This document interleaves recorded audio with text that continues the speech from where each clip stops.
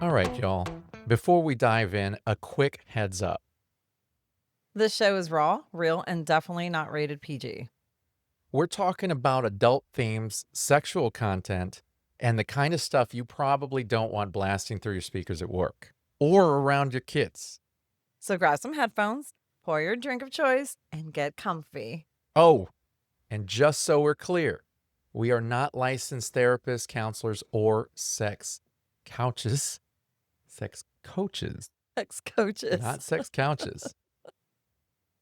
We're just a couple of people sharing our lives experiences and sexy adventures and ethical non-monogamy. So with that, pull up a chair and enjoy the show. Hello, and welcome to another episode of Beyond Monogamy. I'm Adam. And I'm Pris. And today we're sitting down with two of absolute legends in the world of open relationships and emotional intelligence, Jessica Fern and David Cooley.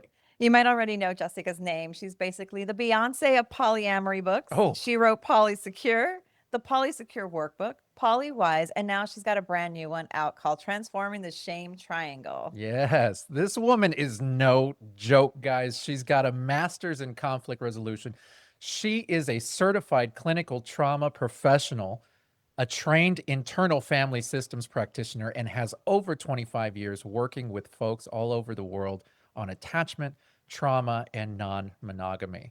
Basically, she helps people stop repeating the same emotional patterns and start creating love that actually lasts. And then there's David Cooley, who, let's be real, is the calm, grounded counterbalance to all of us emotionally chaotic people. Yeah. Yes. Yeah. Just like me. Totally. He's a professional restorative justice facilitator, a diversity and privilege awareness trainer, and the creator of the Restorative Relationship Conversations, which helps people turn conflict into connection instead of World War III. Instead of what now? I can't say It's it. a World War III. There Yeah. we go. One of us can use that one. So David's got that deep, mindful approach that just makes you feel seen and sane again. Together, they've shaped how we understand attachment repair and the emotional side of non-monogamy, and they do it with actual heart, not jargon. So today we're not doing the basic what is polyamory thing. We're going deeper, the messy, the funny, the uncomfortable, and the real life parts people don't usually talk about. Yeah. We're talking co-writing chaos, how resentment is jealousy's sneaky cousin, and those weird little relationship experiments that sound great in theory, but go sideways fast. So grab your coffee, grab your partner, and let's get Polywise with Jessica Fern and David Cooley. That's right. Welcome to the show, guys. Welcome. I told you it was a really. Oh man, Wow. that was a long one. That was I got to admit that was the longest one. It's because I was so excited to have you guys, and I was like, That goes down in history for our best intros. That's definitely the highest the bar has ever been set in an intro. Well, so Yeah. I figure in the very least, at least the intro would be good. If the rest of the show fails, they can drop it from that point. So And then go read your book. that's right. That's There right. you go. That's right. That's gonna be it's gonna go from the intro to the outro, and it's gonna say, just read the you'll get everything from the book. All right. I love it. You know, before we get started into the talking points, which I have several, I really want to familiarize our audience, our listeners, with not necessarily who y'all are as writers, but maybe a little bit more personal. And if I could start with Jessica, how did you find yourself in the world of non-monogamy? Yeah. As a professional or as personally? Either or, actually, or Either. both. If I want to know personally. Yeah. Yeah. I mean, personally, it was like being 14 and kissing a girl best friend with a guy at the same time and just being like, oh, this is a thing. Right. Nice. Yeah. Yeah. That I mean, is- sometimes it's just as simple as that. Yeah. Yeah. As simple as that. Right. And then there's, iterations of it throughout Yeah. time. And then eventually it led you to your professional journey.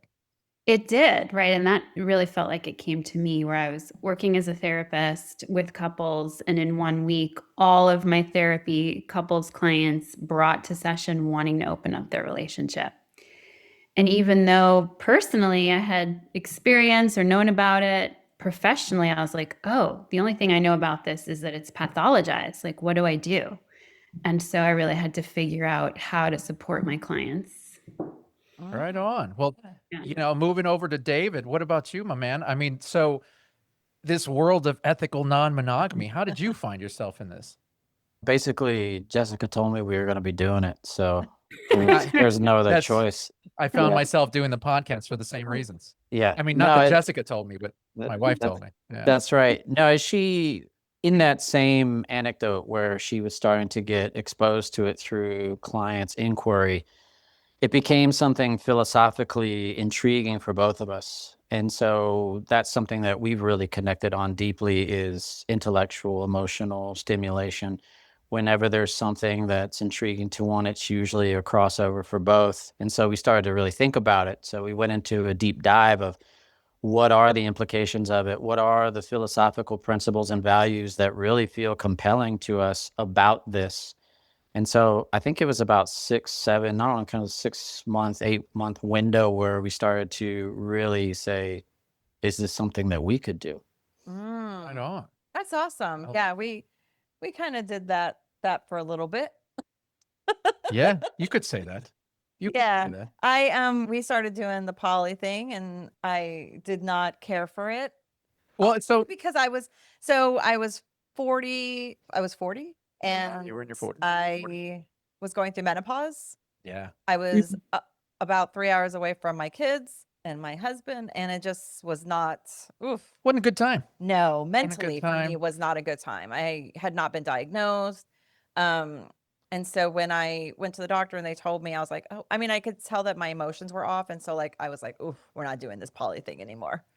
I, on the other hand, had a really good time as poly. It really, I mean, it served its purposes for us in that it really helped us learn how to communicate, which I think was incredible, because I thought we could communicate well before, and apparently we did not. Yeah. Yeah. I mean, that's, we definitely had our wrestles with it, and it's still in the air, which I love. Yeah. But, I'm not gonna hold you up. No. I'm gonna talk about myself all day long. Yes, you will. Jessica, I see your happy smiling face in front of me here. I have a question for you. We're going to kick this off real easy.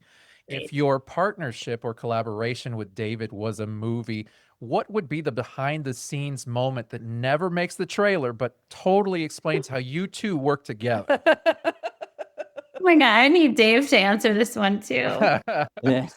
Well, you guys are collaborative. I mean, yeah. Yeah.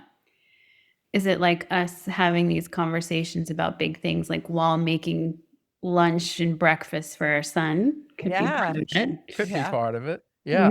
Like a little rom-com. That would definitely be ours. Yeah. Or Rambo. I mean, one of them. Yeah. Well, in our relationship, because everybody's got to have that balance. In our relationship, I'm the positive, happy one. Pause. Right.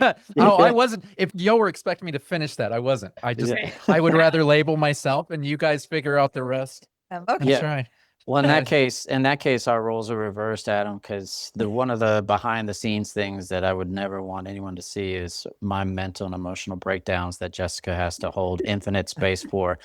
That's probably something that you wouldn't want to see unless you were really into sensationalism.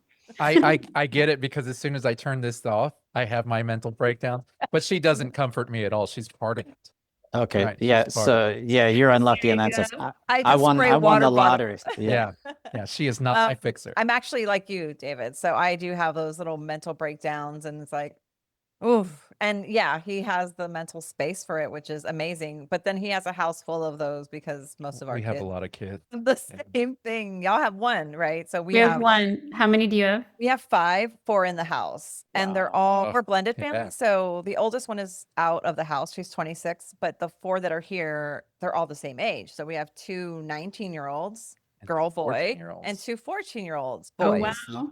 And 2 are mine and 2 are his. And yeah, it's a chaotic little life. Yeah. But it's fun. You know how I said I quit the show 40 times? I tried to quit being parenting and doing all that, at least more than that, but it never happened. Like I by law, I think we have to stay here. So I have a really good question. So, and I have to know this. So when y'all 2 write together, who's who's the chaos gremlin? Like, who's the one hitting sends on half finished drafts and saying, we'll fix that later? I kind of have an idea of who it is, but Oh, that's funny. Well, Dave's always a gremlin. That's yeah, I prefer the term curmudgeon. curmudgeon. I Yeah. liked it. Yeah. That's my spirit animal. That's Is my it? totem. Yeah. Yeah. I'm the half finished person. Like, I'll start something or I'll do like 20 little things and then come back to it. So Yeah, her squirrel moments are I very have much- many TikTok drafts I have not posted yet for And- her. the Well- role that we play often, because we're a partnership often, she comes up with a billion ideas and I have to be the one to put them in motion. Yeah. And so Yeah. I'm constantly putting things in motion that I know aren't going to go anywhere, but I'm like, okay, whatever you need, and now we're here. Yeah. The Right. Well, podcast, because this I is think right. one of the best ways to understand our dynamic is through two different personality assessment models. One is the Enneagram and one is the Myers-Briggs. Do you know anything about those systems? I do know not- about the I do- Myers-Briggs. Yes. Okay. Right. What And is so Enneagram is another typology, which is really interesting. There's 9 different types, but within that, an infinite world of complexity and nuance. Right. And so on the Enneagram, I'm a 5, which is the investigator, a very mental type. And with that comes a very perfectionist, especially around language, because that's a primary way that I express myself or identify myself in the world. So for me, there's a lot of perfectionism. There's a lot of over fixation on the structure of language, whereas Jessica's a 9, which is the peacemaker, has kind of a more balanced global approach to things, which is super helpful.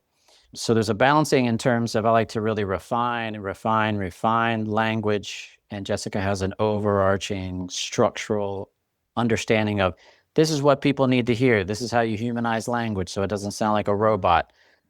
That's a nice way we play off each other. Yeah. From the Myers-Briggs perspective, I'm an INFP and she's an INFJ. These are two supposedly the rarest types on the Myers-Briggs system. And it's the real difference is that last letter, the P and the J. She has the J, I have the P, which is perceptual, a feeling kind of intuitive relationship to information organizing.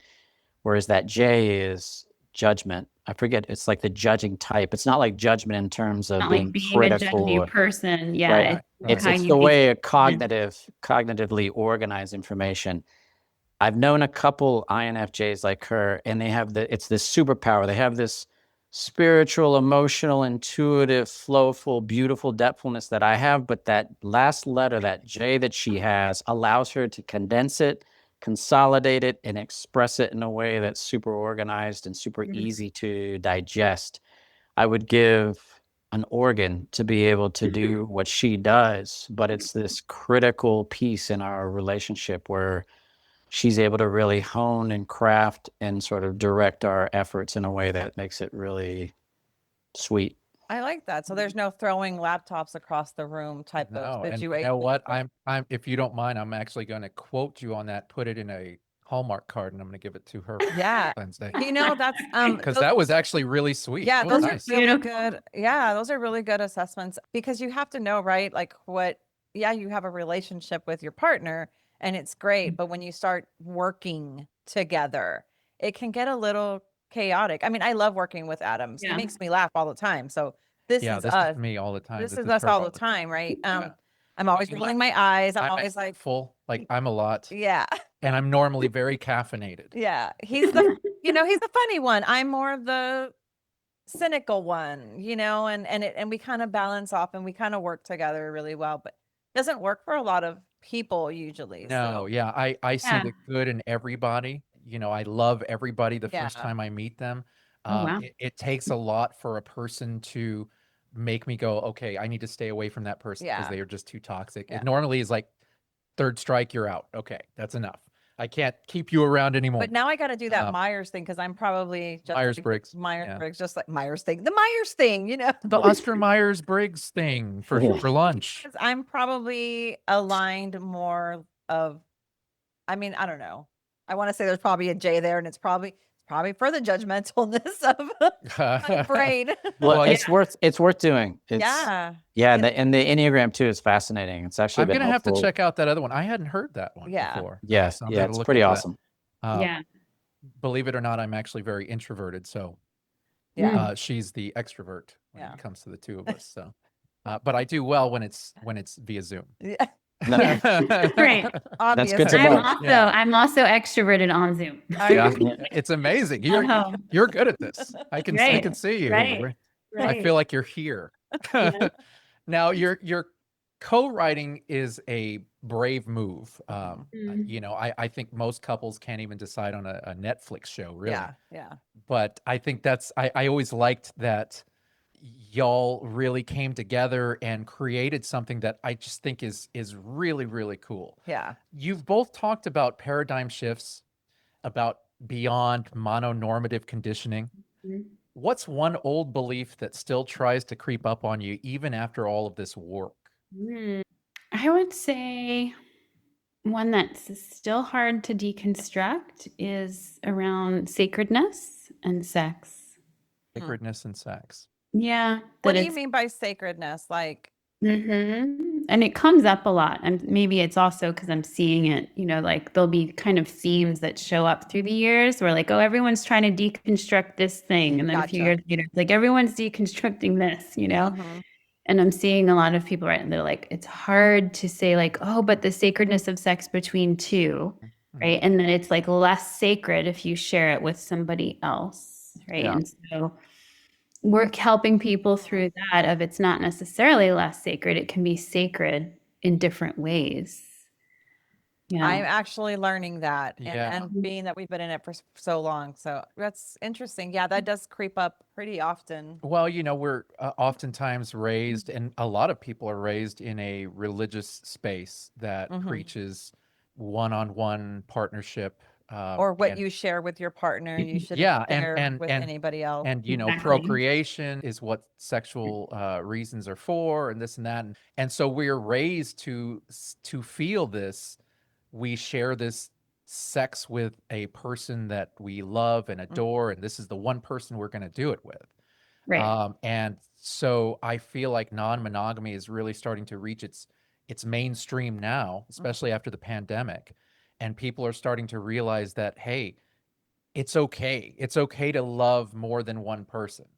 I always liked the example that people would throw out, which is, well, are you a parent? You have more than one kid? And, you know, Right. do you love one over the other? Obviously, we have a ton of kids, and I love them all equally, but all in different ways. And Exactly. I bond equally with them, but all in different ways. Yeah. And I don't think that people can really apply that to romantic relationships. And I think that's where we get caught up in that Yeah. stigma. Yes. You know, everyone loves to talk about jealousy, and I think jealousy is really villainized. But what I really want to talk about is resentment. It's that slow burn emotion that ruins the vibe if you don't catch it. How do you both spot it, and how do you deal with it before it gets toxic?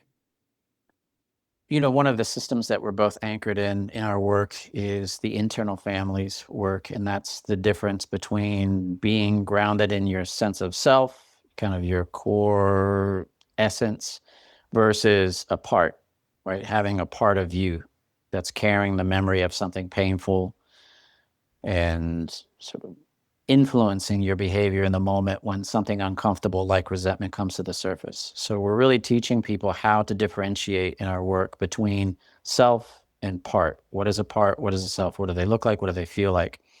One of the things that makes recognizing parts easier is to listen to their stories, understand what the emotions are that are attached to those, right? And then try to figure out what are the needs underneath.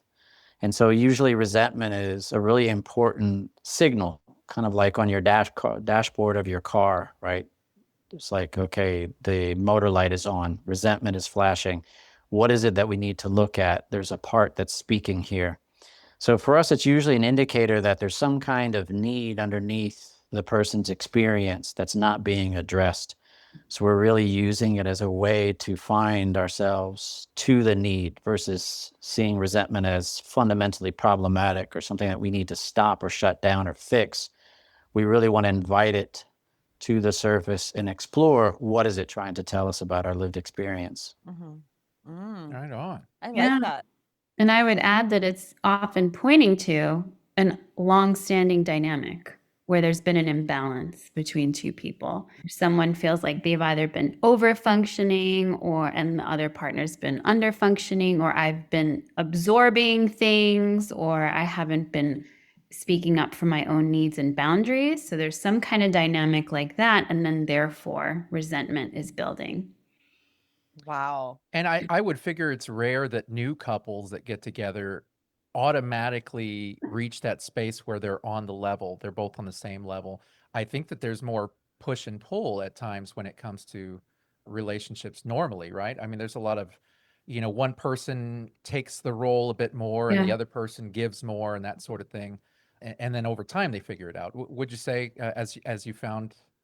Yeah. Yeah, of course. Right.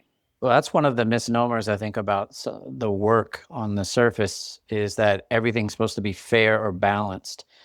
And that's not usually how relationships are. There's usually fundamental, stark imbalances in people's dynamics. And so we're wanting to dismantle or deconstruct this idea that things are supposed to be fair or 50-50, because that's usually not how things work. And so what we're trying to figure out is, what are the actual needs that are trying to be met here in a relationship, and then try to leverage those needs to create more of a sense of balance. It's not that you don't have a sense of balance, but we're not trying to create sort of this, you do this much, I do this much. What are the lived experiences? What are the strengths and weaknesses? What are the wounds and traumas that we have that we're trying to heal together in the context of the relationship? Yeah, I think people are much more fluid, and there's just so many different things. None of us can fit into that one box. Mhm. And so, yeah, I don't know if it's even really possible. I always wondered, and I'm kind of curious on your thoughts as far as when it comes to relationships, whether it be one-on-one or one-on-many. What kind, I know people that are really big into the 50-50. We were at one point when we got together of it being 50-50. Now we've reached that point where it's like it's give and take. Some days it's 60-40. Or is that math right? Yeah. Okay. Yes. Better Like, be. that's off the cuff. Some days she's giving more and I'm taking more, and some days it's vice versa. Yeah. There's never really days where it's 100% 50-50. That's right. But we give this perception like it's 50-50. Yeah. Would you say that in pretty much most relationships, it's rare that 50-50 is actually a thing? I mean, that would take like real organization, David, like you were saying, like you take care of these, I'll take care of these, you know what I mean? And we're good. Yeah. Yeah. I think a lot of times, well, yeah, I don't think relationships are actually functioning in true 50-50. For Yeah. sure. Yeah. That's hard. Yeah, well, and why is that the goal? I think we should even explore that. Oh, Like what, like I think it comes from gender equality being something that is still getting figured out and has Right. been very important. And then we're imposing, an important systemic concept of gender equality into the nuance of a day-to-day experience between two partners. It doesn't translate in that way as 50-50.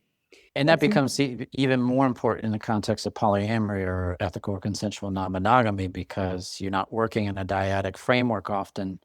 And so one of the things that I think has been helpful to understand for people as a litmus test for balance is, what is real capacity?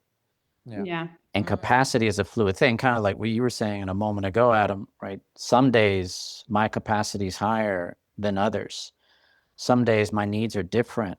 And so being able to think in terms of what's realistic, in terms of what I can offer you, right? In terms of proximity, attention, safety, respect, trust, expressed desire, all of these fundamental attachment needs that we have in relationship, those things are shifting. What I'd rather see is people be able to know their own barometer and be able to communicate that in a way that feels transparent and not dictated by emotional survival strategies, right? I can authentically let you know what my boundaries are based on my sense of needs, And there we go back to that question of resentment. You can often bring down the temperature of resentment, right? When you have a really clear sense of what your needs are and you know how to communicate them in a way that's relational versus adversarial. Sure. Ooh, Yeah. Now, that's very well put. I think I'm sorry. Go ahead, Jessica. Yeah, I think too, what often happens is this whole idea of 50-50, even though it makes sense, it sets us up to be in an adversarial position with our partner. Like, I'm doing my half. Are you doing your half? Right. And then we're like keeping track in this way. And so, what I find in the couples that are actually thriving is their approach is I am 100% responsible for this relationship.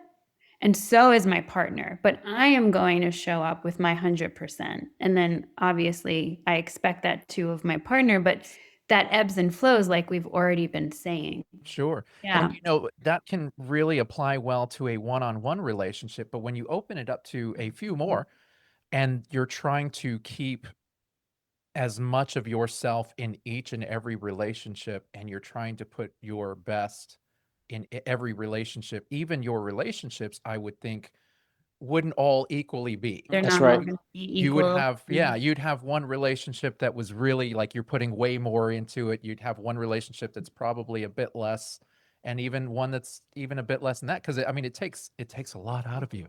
Yeah. It's exhausting. That's really a good point, especially for the ethical non-monogamous community, because the partnerships or the constellations of relationships that I see struggle the most are when people are trying to take this static model of my 100% and then do that here and then Yes. here. Whereas the partnerships that do the best are the ones that have very specific needs that they're recognizing can't be met by a certain partnership. And then they're using other relationships to get those needs met, but it's very explicit. And everyone in that system is really understanding what the roles are, what the needs are that are getting met. These are the constellations of relationships that do the best. And they're working within that framework of, this is where I get these needs met, and my expectations are now not on this other relationship. And so they're not trying to reproduce the same amount of attachment or the same amount of connection in all of their relationships. Not to say that you can't. I'm just talking anecdotally from what I've seen. Sure. Yeah. Sure. That has to be really hard. I mean, we have a lot of friends that are, we have a couple of friends that are poly, and they just have like one partner each. And I don't know how they make it work, but I just sit back sometimes and I'm like, wow, because I've seen the husband and the wife together be great. And I've seen the girlfriend and the husband together and the wife and her boyfriend together. And it's like, wow, you guys can make this all work Works. so Yeah, it works for well. them. I don't know. My brain hasn't wrapped around that kind, because I am the person that's like, well, I want you to give me 100 or 50, but I only want you to give them like 10. Like, I want to be in Yeah. control of that. Yeah. I just want you to give them like 10% of your your emotion. And if I'm not feeling good, it needs to be less than that. Yes. So that is very hard for me. It was something, well, we're not He's poly, gotten a but lot. We're not poly, but better every time we have people that like yourselves give me little tidbits, and I kind of take it all in, because you're right. Everything I was raised with is still in my brain. I have to learn how to, if I want it to grow, if I want the relationship to grow, you kind of have to like figure it out somehow, whatever works for you, but figure it out somehow. yeah, and a lot of the things that prevent you from growing are a lot of insecurities. Yeah. And as you let them go, you get to And grow. resentment. Yeah. Yeah. Yeah. It's Yeah. crazy. And then you're a family too. I mean, you Yeah. have 5 children. Yeah. So I see that with couples that have children, it's very different, because you're like, this isn't just I'm getting less time with you as my romantic partner. It's like our family, our children are actually getting less time, and that becomes an Yeah. area. That's really where I struggled, because eventually it became less of a, well, I can't share you romantically. She didn't care about that. It was the time. Yeah. Yeah. I'm very close to my kids. I even homeschooled them for a spell. Like I spend a lot of time with them. Yeah. And all of a sudden I was shirking time with them to go take a girlfriend out. Yeah. And it didn't make me feel comfortable. I know it bothered her, but it bothered me even more. Do Do y'all see that a lot? Do you see where it's like the family ones don't really like it's easier for singles to be in that poly relationship or married? Yeah, well, no, I definitely know married couples that are thriving poly. I see the ones that are doing it the best either don't have kids or their kids are older and out of the house, or like older teens and they're not needing as much family intensive time. Yeah. And I see the families that are trying to do poly and they have younger kids or kids with special needs or higher needs. It's harder to have more other attachment-based relationships. There just isn't the time. Yeah. Yeah. Yeah. That makes a lot of sense. What now in the Hold on, I'll add, unless those relationships can come into the family system, that's when yeah. then I see it actually. Yeah. Oh, I've seen then that it's before. Yeah. right. And we have a version of that actually, where like our partners are a part of our family system. And therefore, it doesn't feel like it's taking away from our family. It feels like it's really adding. Yeah. And in our context, to be transparent, Jessica and I do not have a sexual or romantic part of Anymore. our relationship anymore. Right. And so that dissolved when we got divorced. And that changes the way that, at least for me, my attachment system feels in relationship to Jessica. Yeah. So we actually, one of the interesting things is when we were married, we were always talking about at some point we're going to collaborate professionally and do this relationship work together. And that never happened until actually we went through the divorce, spent time apart, and then came back together as a new system. So it's been a really interesting twist of fate in that sense, but it makes sense to me now in retrospect. And this is actually one of my favorite iterations of our relationship because there's a certain ease and fluidity and functionality and harmony to our system that wasn't present in the same way when we were married. I think So that is so cool, David. Like So I beautiful. think Like- that's really awesome because you guys went from doing this very personal relationship to walking away from it in that moment and being able to come back together and collaborating on a whole nother relationship. Yeah. And it's nothing but positivity. I love it because I'm a positive guy. Uh, well, and, when we tell people what we're doing, unless they're really embedded in this subculture, yeah, there's a lot of double taking. There's like, you're living with your ex-wife, and it's interesting because right now in my practice, I have a lot of partners who are dissolving, a lot of marriages that are deciding to go their own way. And it's been really fascinating to watch how the hardest part of that for them, aside from the unraveling the attachment system and what that can do to your nervous system and your emotional experience, is the family systems that they're embedded in that are constantly deriding their desire to have a conscious uncoupling, to have a peaceful and harmonious and non-contentious disillusionment of their connection. The people around them are saying, what are you doing? Why are you still trying to have this kind of intimacy, whether it's intellectual or circumstantial, with your ex, right. or soon to be ex? There's like this fomenting of conflict that's happening in sort of the outer concentric circles of these people's inner relationships. And it's interesting to watch that because people don't have a model for this kind of thing that we've done. And I think it's one of the most powerful sort of gifts that we're giving, is just to show that, yeah, it can happen. It doesn't have to be that way. I think Well, it's it's very black and white. Sorry, just right. go ahead. I was going to say it's such a Yeah. binary. You're either together or you're exes. Yeah, And and that's the way we're kind of raised. It's like there's no in between. There's no gray area. You're either with them or you hate them. Yeah. And they have to stay away from you, which just so happens to be the case for both of us. But it's not always the case. Like there's a lot of people that operate in a very gray area where it doesn't have to be black and white. And I think, especially when you're co-parenting, you really have to play in that gray area as much as possible for the sake of the kids. yeah. Because, even if there are other partners around, we are non-monogamous, our exes are not. And we still have to co-parent with them. And so we still have to continue on this relationship with them to work with them for the sake of our kids. And, some people get along better than others. and some people can really pull it off better. And I think that the fact that you guys can work together, I think that's incredible. Yeah. You know, Yeah. that really says a lot about your emotional intelligence, Mhm. because I think that that's something that's just missing oftentimes. Yes. Well, Uh, you were asking earlier about, what are some of the hangovers of the monogamous paradigm on Yeah. our lived experience? And I think actually this is one of the lesser talked about facets of mononormative culture, which is that sort of black and white. We're either together, we're not. And if we're not, then basically there's this contentious relationship that we have. You're out. You're Sure. in or you're out. And I think that's something that's actually a hangover of mononormative culture as well, because people are not as used to, just not modeled to be in the gray area. And this is really what I think the culture is lagging in, is this: how do we safely navigate the gray area until a new paradigm can really solidify and emerge out of this chaos?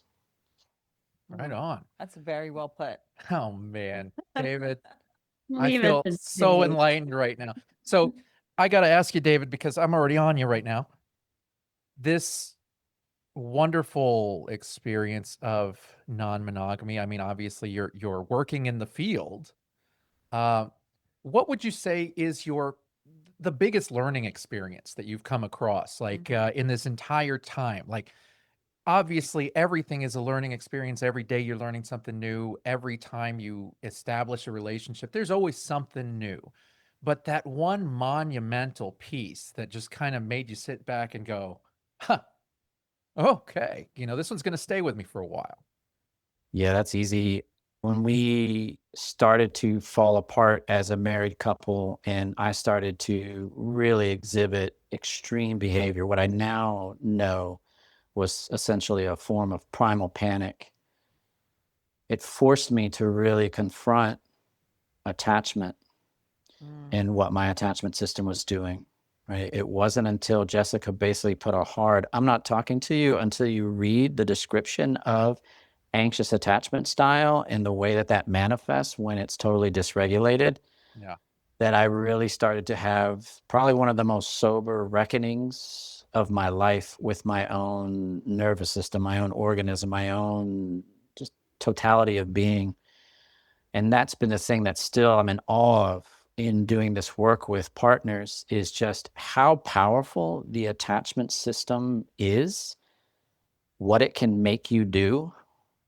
Right? When I was in restorative justice, a lot of the cases that we couldn't touch were domestic violence or domestic abuse. Like where I was specifically, cops would want to refer cases to us, and by law in this state, we can't. It's interesting, hearing the stats coming back from police, and what they were saying is, over 75% of domestic abuse cases deal with alcohol. Oh, yeah. And so I'm someone who doesn't drink. And I remember thinking about these extreme moments when I was going through primal panic. And I was like, wow, if I had been drinking in those moments, it would have been so easy to have just done something absolutely catastrophic and irreparable. Sure. From one perspective. And so it's just that in and of itself is just what the attachment system can make us do when we don't understand it. Right? That its true influence on us as human beings with nervous systems, I think, is still one of the most awe-inspiring facets of this for me. I love that can really apply to a lot.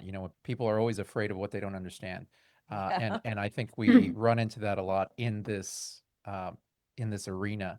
Jessica, I'm kind of curious about your answer on this one. Well, in your time, going all the way back to 14 and up, in that time, what was that learning?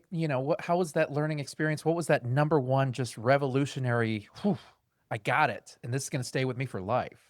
I don't know if I have a number one. Really? Yeah. Really? Yeah, I don't think I have a number one either. Really? I have a lot. It's Yeah. so white and black for me. Y'all are in the gray area.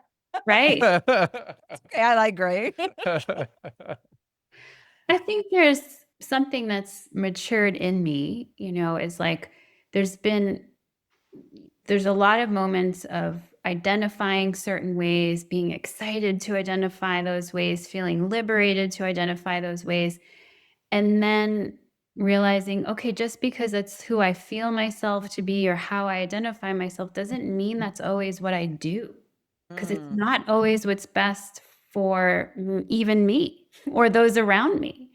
Right. I was joking with a client yesterday. She's polysaturated at 1, right? And someone else earlier this week was like, I'm polysaturated at 0, you know? Yeah. So I think yeah, that would be one. Well, and it's funny that you bring that up, because when we were poly, and I remember trying to find different communities, and I think we were on Facebook groups and things like that. And we were trying to find more people like us, and we were trying to get more information, which one thing that I ran into was a lot of people were not very helpful with giving information. Everything is Google it, fool. It's like that kind of attitude about it. But, we were trying to really find our footing, and we used to see people who it was almost their goal to have as many partners as possible. Yeah. And I mean, there was one person that as ridiculous as it sounded, 15 partners. And it just, I remember sitting back going, how do you put yourself in every single one of those? Yeah. And it was kind of cleared up to me after a while, which was, they had different bondings with each and every one of them. Yeah. And there was no real definition to their relationship. It was just what worked, and this is what works for us. And there's no real, they're just my partner, and this is what we do together.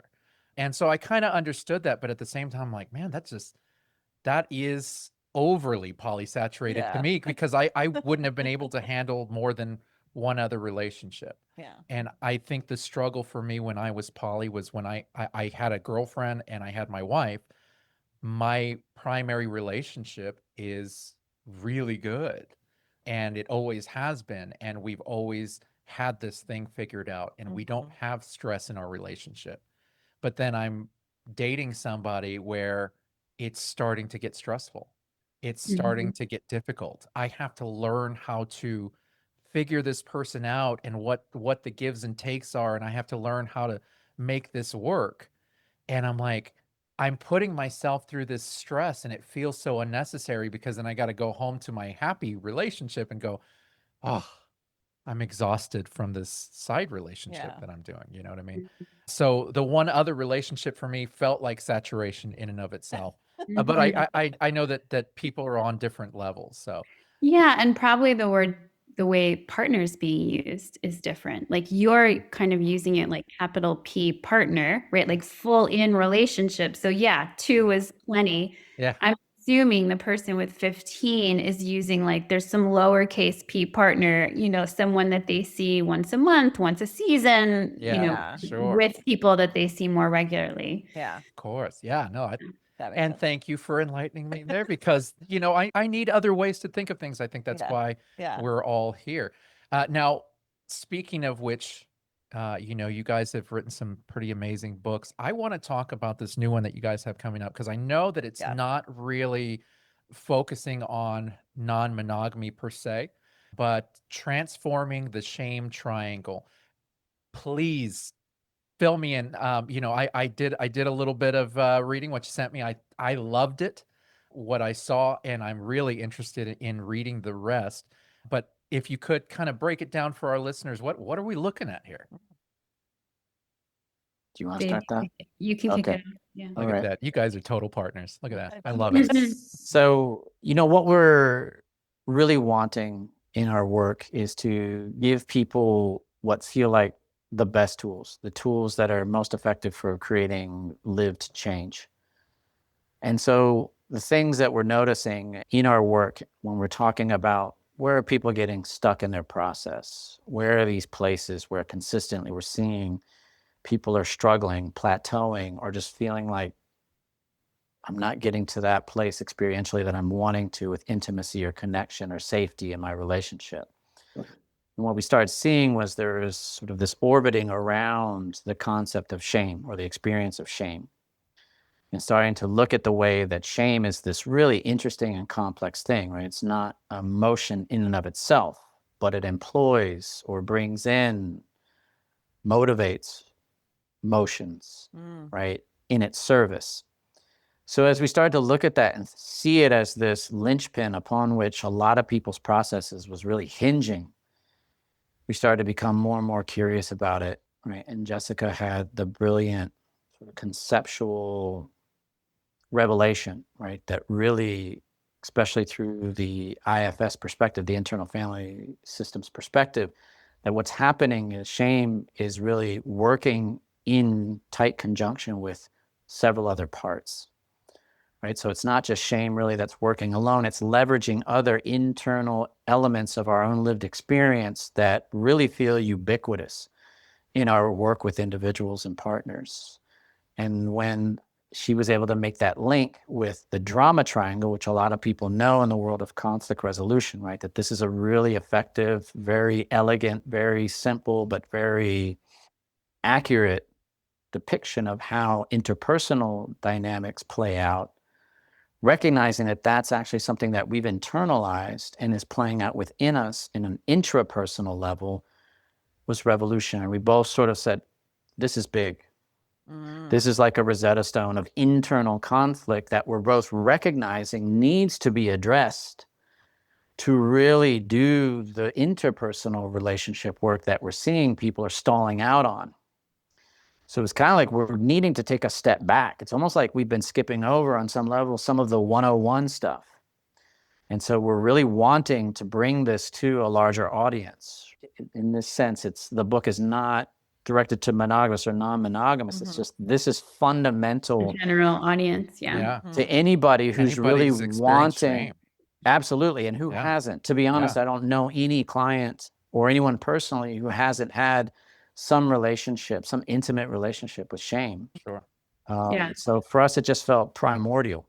Yeah, I definitely, when I read what I read, I could relate to it, and I could see initially, Jessica, when you told me, well, it doesn't not apply, but it does apply. You know what I Yeah, mean? And yeah. I was like, I didn't quite understand what you were telling me. You were trying to give it to me without giving me too much.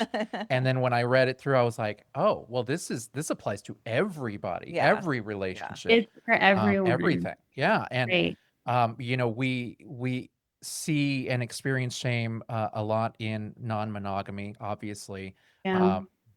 There's a lot of internal shame and external shame. And if there was an external shame, I feel like we would still feel internal shame for the fear of what's everybody going to think, Yeah. Yes.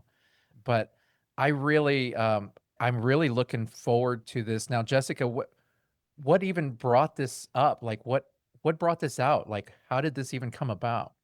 Yeah, I was doing, more one-on-one work with people. I had known and even taught the drama triangle for years and loved it. And so if people aren't familiar, it's the persecutor, the victim, and the rescuer, those three archetypal roles and positions that in conflict, and we don't need three people, it could be two people that are jumping back and forth of being in the victim position, and you're the persecutor and back and forth, and then I'll apologize to rescue.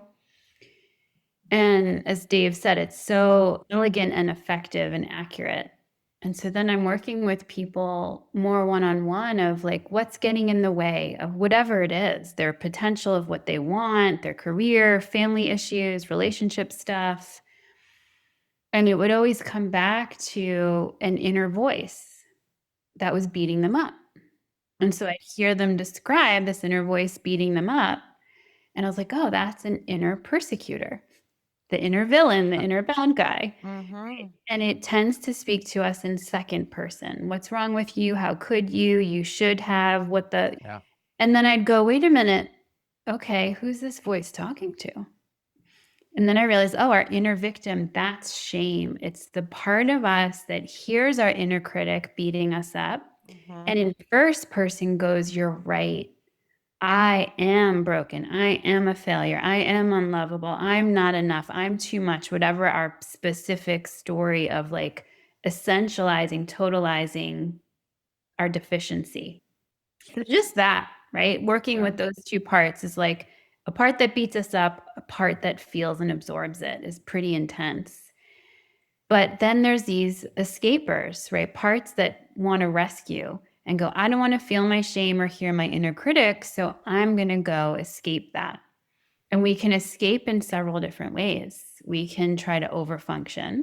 I'm going to achieve, I'm going to over caretake, I'm going to, have status, whatever it is. Or I'm going to underfunction. I'm going to zone out. I'm going to stream too much, or I'm going to smoke too much, or whatever it is that sort of like temporarily numbs and avoids that feeling of shame or hearing our inner critic.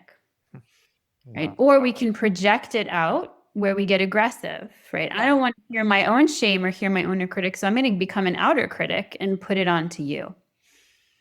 Or we can get aggressive with ourselves as a way of escaping, where it's more extreme behaviors, like risky behaviors that are causing harm to us. Yeah. Wow. What I realized is there's a lot of resources for these separately. There's like alcoholism or addiction, right? Those are our escapers. Or depression is even an escaper. There's a lot of stuff for that, but it's not connecting it to shame and inner critic. And if we don't work on those two parts, we kind of only get so far. And it really does apply. I mean, that all applies to like my first relationship. And we were not swingers. We were just together. Like, there was cheating and whatnot. And of course, Promiscuity. Yeah. And so a lot of that shame, and it does follow you through relationships. It's Well, yeah, right. And if I have too harsh of an inner critic and shame, when my partner gives me feedback, I can't take it. Nope. Yeah. Right? I can't receive the importance of the feedback they're giving me because it goes straight into a shame response, which then is a defense response. Yeah. So often that's what's getting in the work. Dave and I were really seeing, this is what's also getting in the way. Our inner shame triangle is getting in the way of relationships, right? Or all of our escapers are these codependent strategies we're stuck in with my escaper and your escaper are codependent with each other. Yeah, and this is really where you start to get specific and nuanced in sort of the importance of this work, right? And being able to intersect between interwork or inner work and the interpersonal work. Because when you're talking about conflict, what you're trying to figure out is, how do we hold the hurt in our relationship? So if I feel hurt by you, how do I hold that? How do I communicate that? The flip side of that is, how do I receive your hurt? Yeah. And so what we're seeing is that flip side, when partners are in the moment of needing to be able to receive well the feedback that they've been hurt or had an impact, right, on their partner, that's when the shame triangle starts to kick in, and it starts to inhibit that capacity to take that feedback in, right, that you've hurt somebody, your behavior has had an impact, even if you didn't intend to. And it's specifically the shame triangle dynamics that keep people from being able to really take that in, because it's too painful, because it's going right to that idea that I'm a bad person, I'm a bad partner. Nothing I do is right. I can't get it right. Those kind of stories that we start to say. And you really do see it and hear it in a lot of different relationships, not only in the ethical non-monogamy. Yeah. Wait, and I'm a big believer in anytime we have insecurities about things and whatever comes up that seems negative, I always want to get to the root of it. Yeah. And you want to dig until you can get to the right spot that says, this is why you have this. This is why you're feeling this. And essentially, that's what you guys have done. Yeah. You guys have taken this whirlwind of issues that we see as people in regular life, and you guys have dug down to the absolute root of it, which a lot of it revolves around shame and that internal voice. It really does. My internal voice is my parents. It's just one of those things. Yeah. So I find that incredibly interesting. Now, as far as has the book been released yet, guys? It's coming out on Halloween. I knew it was. I didn't think it had, but I didn't want to step over that either. So your book is getting released on Halloween. This show will actually be dropped the week before, that Sunday before Halloween. Oh, nice. Perfect. Yeah. Perfect. So it'll be the what is that, 26th? Yeah.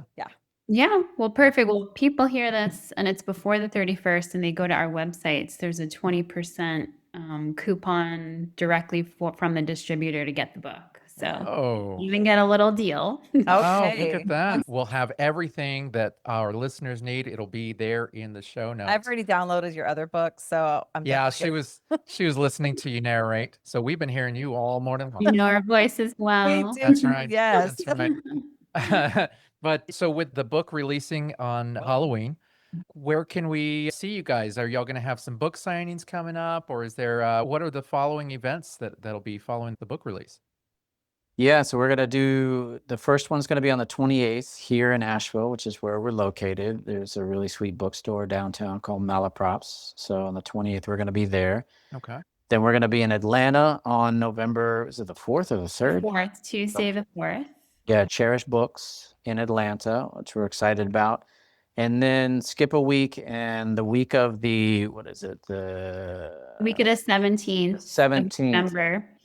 We're going to be in Cali. So we're going to be in the Bay Area. We're going to do a series of events kind of back and forth between San Francisco and Oakland. And that's going to culminate in a day-long workshop for people that are really wanting to take a deep dive into this work on Saturday, 22nd. So anyone that's interested, I guess we should put that on our website too. Do you have it on your Instagram? It's going to be on my website before y'all. Come on. Right. No, it's on my website. Yeah, people can register or see all of the, bookstore signings or the day-long workshop. Which worth saying is www.jessicafern.com. Yes. That's right. It was going to get dropped. And now that I've said it, I can post it over and over again throughout the show. There you So that go. works. Well, I am just tickled pink that y'all were here. I am exceptionally excited for the future of this new book that you guys have coming out. I'm looking forward to getting it myself. Yeah. Jessica and David, you two are amazing. Seriously. This was one of those episodes that sticks with you, equal parts brain food and hard work. I love that. I Yeah. love that. Yeah. We all brought our 100%. That's right. There's no 50-50 here. No This way. wasn't 50-50. That's right. That math don't be mathing. Right. That's right. Yeah, thank you so much for having us on. Yeah, It's thank so you. great to meet you. It's great to meet you guys too. And you know what? I've got Thank your you. schedule. I may pop up sometime. I don't Yeah. know. We like to travel. Yeah. So we may show up to one of those events and get our book signed. Yeah. That would be Thank pretty you. cool. And there will be more in 2026. We're going to be launching more online courses and more in-person, longer workshops. So Excellent. love Well, that. I feel like there's so much that was unsaid. I would love Mhm. to have you guys back on the show at some point. But with that said, thank you guys so much for sharing your time, your insight, and for helping us all love a little bit better and communicate a little cleaner. If you want to dig into more of their work, grab Jessica's new book, Transforming the Shame Triangle, and check out Polywise and Polysecure. If you haven't yet, we'll have all their links at our website at www.beyond-monogamy.com under the guest bio section. And remember, you can catch Beyond Monogamy with Adam and Pris every Thursday on fullswapradio.com, streaming at 1 and 6 p.m. Central Standard Time. Yes, and if you're loving what we do and want to help keep the show running and keep me caffeinated, join our crew on Patreon. We've got early access episodes, after hours clips, bonus mini shows, Discord chats, and probably some chaos that we shouldn't put anywhere else. Like before Jessica and David was, I was singing. Yes. I was singing. I was a songbird. And that's what you get with the Patreon. You get to know me a little bit better. So just head over to patreon.com, look up Beyond Monogamy with Adam and Pris, or hit the link at our website, and you can pick your tier, join the fam, and come hang out with us. Yes. And also, don't forget to subscribe, share, and drop a review wherever you're listening. It really helps the show grow and keeps this conversation going. Yes. So big thanks to Jessica Fern and David Cooley for hanging out with us today. Thank you so much. Yes. Yeah. And by the way, Chris. we can't afford our therapists anymore. So I feel like it's very important that we all become friends so that I can throw my problems at you guys and feel better about myself after 30 minutes or so. Okay. Yeah, for every relational crisis, you just have a podcast episode and we'll come on. I love that. That's the way to do perfect. it. That's right. We're just going to throw all sorts of problems at you and we'll feel David needs to go afterwards. get his nap in. I'm not going to hold you anymore, Dave. I promise you. And with that, thanks everybody for listening, and we will see you guys next week. Bye.